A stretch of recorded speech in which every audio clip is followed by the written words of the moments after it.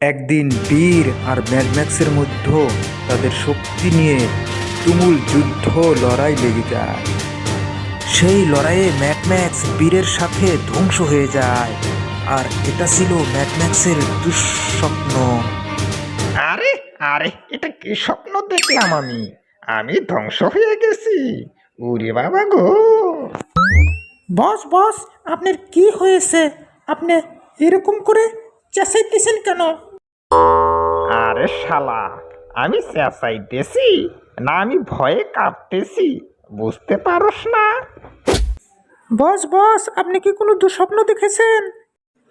আরে গাধা, আমাকে বীরে বোমা দিয়ে উড়িয়ে ফেলছে, এটা দেখেছি আমি।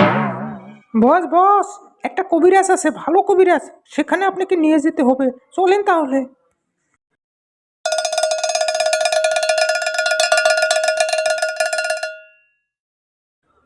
কবিরাজ বাবা, কবিরাজ বাবা, আমাদের বস রাতে দুঃস্বপ্ন দেখে ভয় পেয়েছে। আপনার দরবারে এসেছি, আপনি কি করবেন করেন। বাবাজি, আমাকে বাঁচান আপনি। আমি রাত্রে দুঃস্বপ্ন দেখে ভয় পেয়েছি। আমার থেকে কম শক্তিশালী সেই বীরে নাকি আমাকে বোমা দিয়ে উড়িয়ে ফেলছে। এটা কেমন করে সম্ভব কবিরাজ বাবাজি? আরে পাগলের দল, যাকে তোরা কম শক্তিশালী ভাবস সে তো কম শক্তিশালী নয়, সে বহুত শক্তিশালী।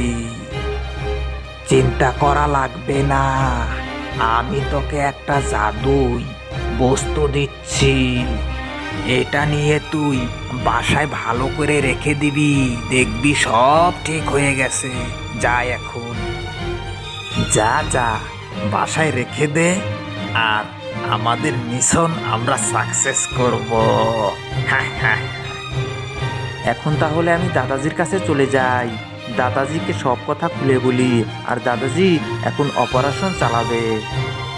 বন্ধুরা, এর পরের অংশ দেখতে হলে ভিডিওটি লাইক কমেন্ট করে চ্যানেলটি সাবস্ক্রাইব করে দাও।